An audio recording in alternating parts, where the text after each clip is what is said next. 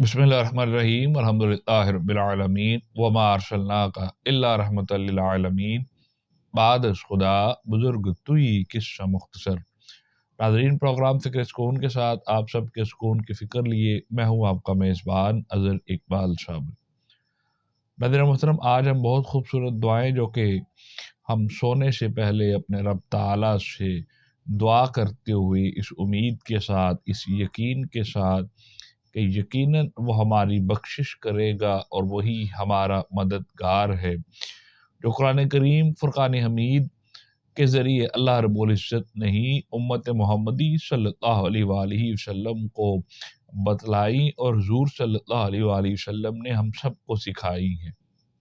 جو شخص بھی یہ عمل متواتر کرتا ہے، اللہ رب العزت اس شخص کو بہت پسند فرماتا ہے۔ اس لیے ہمیں یہ خاص دعائیں جو کہ ہم نے کچھ مختلف مجموعے کے ساتھ اکٹھی کی ہیں، جو شخص بھی پڑھے گا اللہ تعالیٰ اور اطمینان اور یقین کامل کے ساتھ پڑھے گا، یقیناً اللہ تعالیٰ اس شخص کے اوپر اپنی باران رحمت کھول دے گا اور اس کا فضل و کرم یقیناً اس کو ڈھانپ لے گا۔ پہلی دعا جو ہمیں اپنے رب سے مانگنی چاہیے اپنے بستر پر جانے کے بعد کہ ربنا، اے ہمارے رب، لا تزغ قلوبنا بعد اذ ہدیتنا، سورہ آل عمران کی آیت ہے کہ اے ہمارے رب، ہمیں ہدایت دینے کے بعد ہمارے دلوں کو ٹیڑھا مت کرنا، ہمیں دین اسلام پر ہی رکھنا اور ہمیں یقین کامل اور ایمان پر ہی رکھنا۔ جب یہ دعا مسلسل اور متواتر ہم مانگیں گے تو یقیناً اللہ تعالیٰ ہمیں راہ ہدایت پر ہی رکھے گا، وہی راستہ جو کہ اہدنا الصراط المستقیم قرار پایا ہے۔ دوسری دعا، ربنا، اے ہمارے رب، ولا تحملنا ما لا طاقت لنا به، کہ اے ہمارے رب، ہم پر ایسا بوجھ مت ڈالنا جس کی ہم طاقت نہیں رکھتے ہیں، ہم اس بوجھ کو اٹھا نہیں سکتے۔ مولا تو ہم پہ رحمت فرمانا، ہم پہ کوئی ایسا بوجھ مت ڈالنا۔ سورہ البقرہ کی آیت نمبر 286 جس میں یہ دعا ہمیں مل سکتی ہے۔ تیسری دعا، ربنا لا تؤاخذنا ان نسینا او اخطانا، البقرہ کی ہی یہی آیت نمبر 286 میں ہی آگے اس کو ہمیں یہ مل جائے گی کہ اے ہمارے رب، اگر ہم سے کوئی بھول ہو جائے یا کوئی خطا ہو جائے تو ہمیں نہ پکڑنا،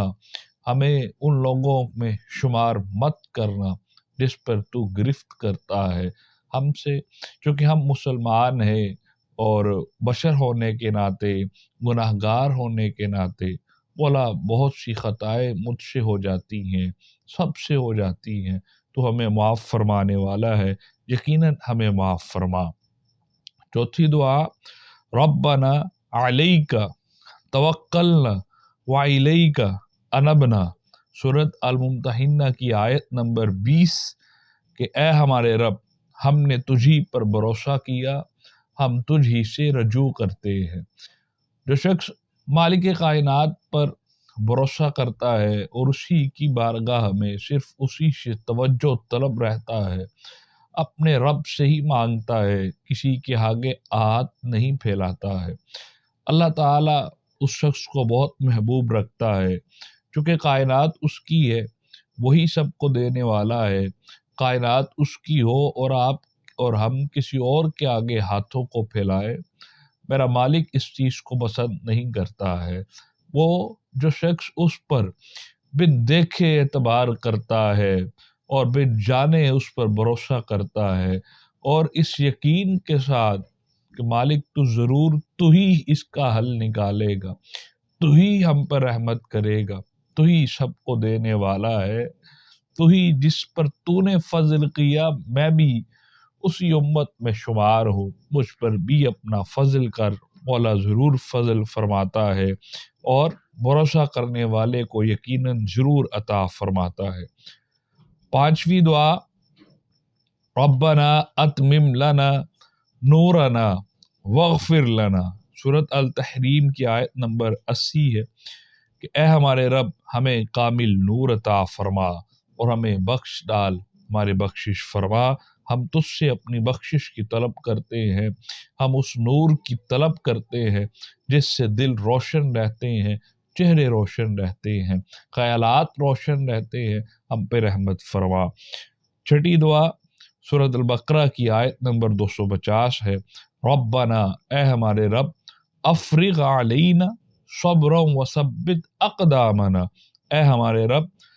ہمارے لیے صبر دے، ثابت قدمی عطا فرما، ہم جس پر صبر کر رہے ہیں اسی پر صبر کرتے ہوئے ثابت قدم رہنے کی توفیق بھی عطا فرما۔ بس اوقات لوگ صرف صبر کی زندگی جیتے ہیں،